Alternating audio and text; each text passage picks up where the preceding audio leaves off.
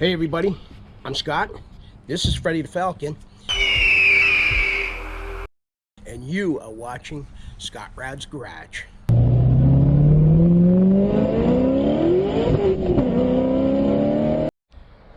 So today, we're here on a Saturday, which we normally aren't, because Edwin and I are going to finally tackle the floor on Freddy. Come around here. Of course, we started this quite a while ago, and then we ended up doing all the body work and paint. So now, what we're going to do is get the floors done. We got some spots on the dash. We took the old rotted, crappy dash pad off. We have a whole brand new interior for this thing, but that dash needs to be painted atomic orange, as well as the upper parts of the front doors and the back panels. So we got to get all the sheet metal ready for that, get the cluster out and all the knobs and the radio and so forth, and get that all painted. Probably take the steering column down and paint that as well. We are going to put a cool Ford steering wheel in this. I'm not sure what we're going to use yet. Maybe a Mustang GT wheel or something to that effect. But we're going to get rocking and rolling on this floor and get this floor done.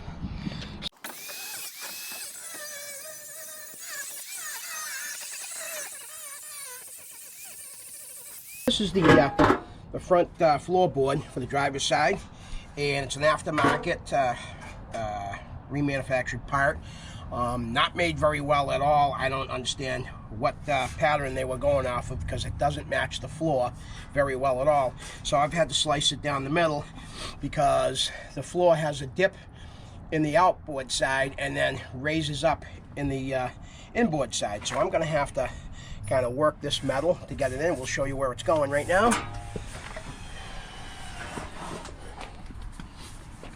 So this is going to go in here, something like that. So you see how it's rocking like that? That's because it doesn't fit. This is specifically made for 65 Falcon and does not fit. So now we're going to have to do, I'm probably going to have to cut this up here too, relieve the whole thing and just let it relax like so, and then we'll weld it all back together again once we get this corner tacked. And I got to make an area up here on the toe board. I'm going to make a little area, probably a little patch here, and maybe one, yeah, probably a small one right here. We'll just make a lip on it and patch that in, seam seal it, probably a little undercoating, and then we're going to lay down the sound deadening mat on this. So let me pull this back out.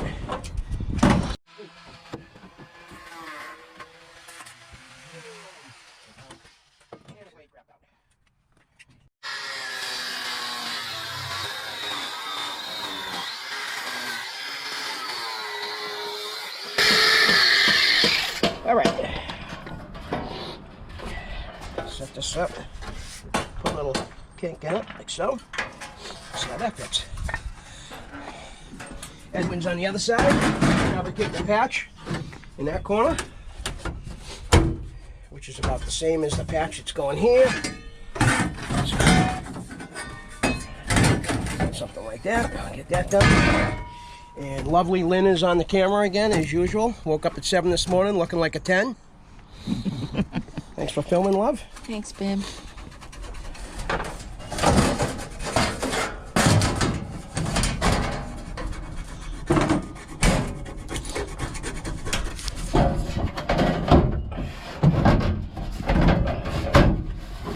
Just my things. See how much better that fits now? So now we actually have a little bit too much metal. We'll have to take a little metal away. But what I think I'm going to do is I'm going to get some metal screws, and I'm going to attach this here so it's tight and right. And then we'll get this thing, I'll probably hammer this down to fix this contour. That way when I seam seal, there's no way any water can get in. Again, this is going to have a brand new interior in it. I don't want any water inside this. All new rubber moldings and weather strip going on this thing. I mean, this car's, you know, it's going to be like brand new.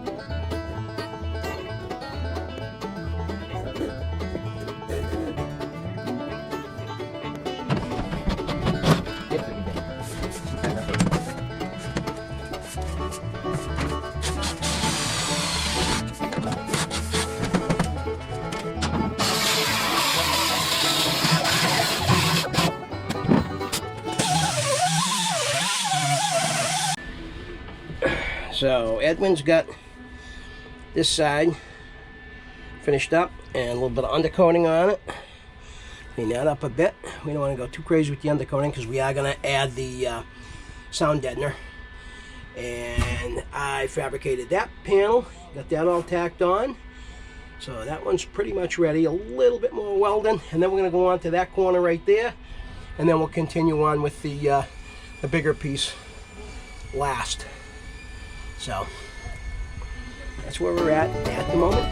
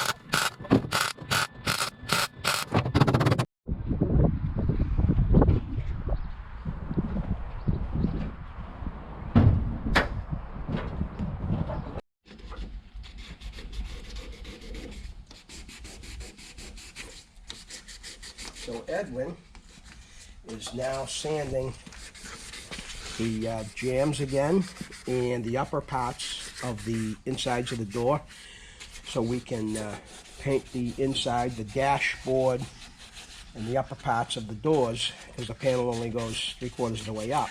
That's all going to be painted the same atomic orange. And while he's doing that, I'm attaching the bullet mirrors. Satin black bullet mirrors. That one's already done. As you can see, we attached the hood scoop and used a nice the plastic trim that usually goes in the door edges. We used that for a trim around the scoop, just to give it a nice finished look, and to act as a gasket, so the even though the hood scoop is tight, bumps it can move back and forth and cause some scratches, so we don't want that. Do it right, don't do it at all. All right, so now we're going to drill some holes. Marked out made a template, took measurements, distance from the leading edge of the door on that side where the mirror is, where we can actually see behind us. Now I'm going to start drilling some holes. Vacuum here to vacuum up all the shavings, because the last thing I want to do is accidentally, without thinking about it, brush away some shavings and scratch the paint. Edwin spent so much time on the body and paint work as well as the cutting and buffing that I don't want to fuck it up. I don't want to be the guy that screws it up. So now I'm going to do a little center punch here. And it's not working. You want to know why it's not working? Yep. Do I have to say it?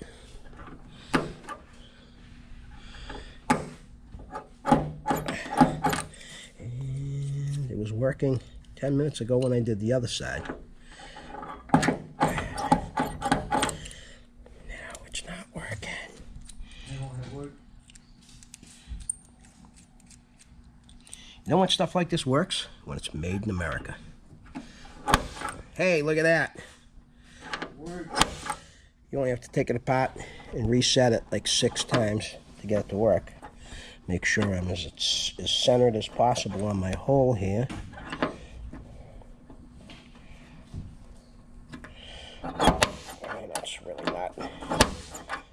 support.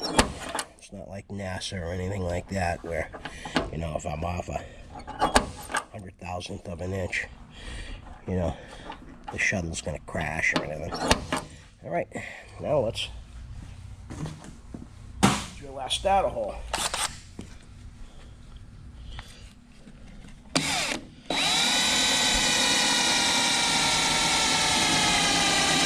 See all them shavings? That's what scratches the paint. So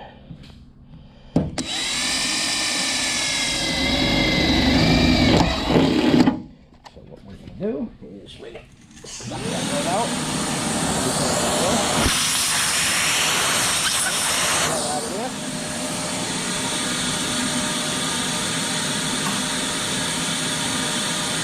Bigger.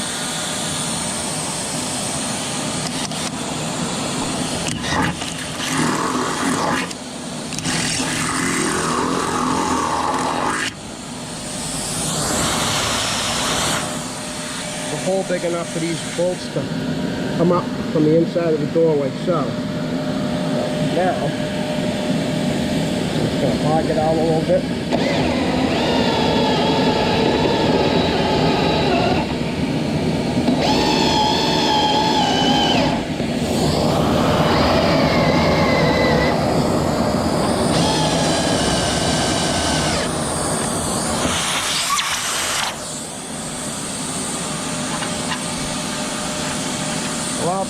Heal my template up.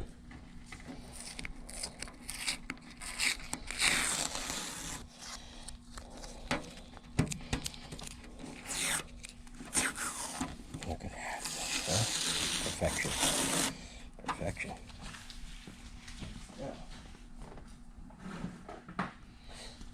Gasket will go on like so. And then the mirror gets attached to that. Good not. Goes the other way. Oh, what the heck am I doing, huh? That would be kind of funny. Thanks, Lynn. Okay, go ahead. That's babe to you. Got it, got it. Got it. All right, now we just gotta get the other ones down.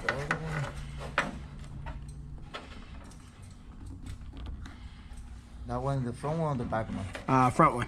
The one you just put in was the back one. So we cut up this piece of steel, 18 gauge steel, that we made for this center console. So what my plan is to possibly put a small round tack in here. Here's a console. This is gonna fit in the center like that and cover up here. So our plan is to possibly put a small tack in here, and then a set of 3 gauges here. And then maybe further down here we'll cut a few holes out, put a couple of drink cup holders in there. But I'm going to take this guy right here, which I first saw this on one of my favorite YouTube channels that I watch, Bad Chad. He's using this all the time, and I thought it was really cool, and I ran out and bought one myself. So I'm excited to try this out and see how it works. So let's see what happens.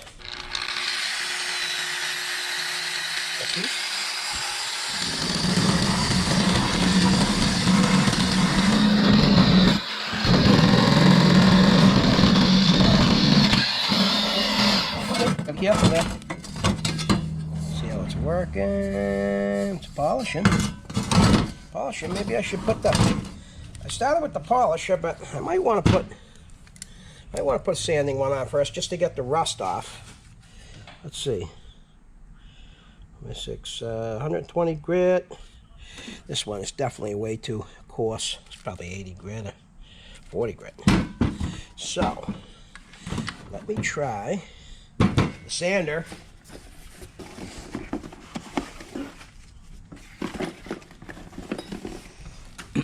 I picked this guy up at Harbor Freight. And it was pretty inexpensive. I seem to have bought. There it is. Here's the one I need. I figure, what the heck? We'll give it a try, see how it works. If it works half as good as it works for Bad Chad, I'm down. So.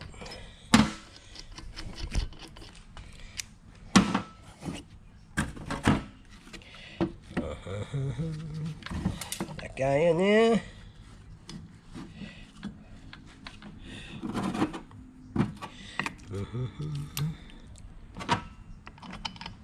Follow the arrow, follow directions. It comes with a spare set of brushes. When you're working too hard, you burn it out. Alright, let's see how that works. Someone, could you hold this for me again?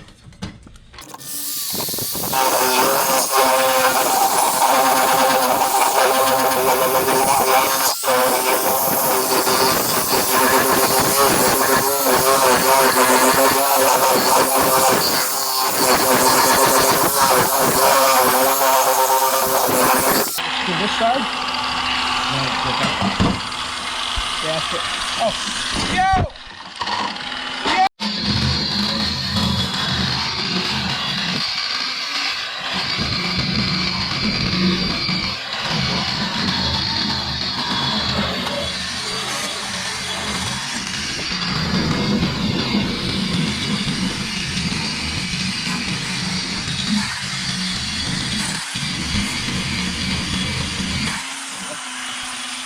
Looks reasonably well.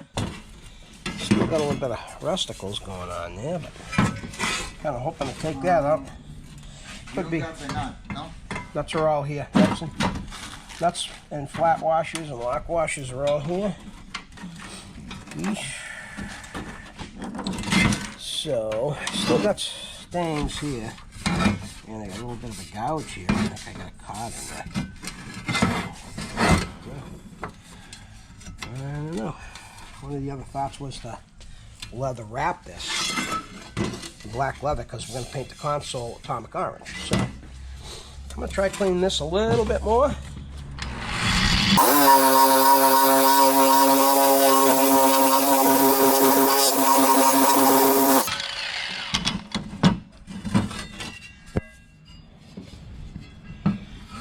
It's betterer. Clean this up a little bit. See a little divot I got there. Clean that up a little bit. Let's put this back up against the console, see what it looks like. I mean, yeah, it looks pretty good. That's how it's gonna go.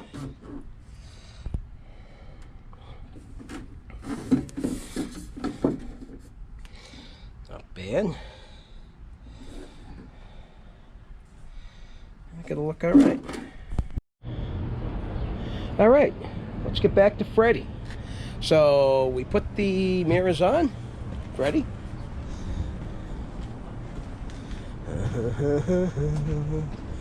Haven't adjusted them yet, but we got them on there anyways. Just have to kind of figure out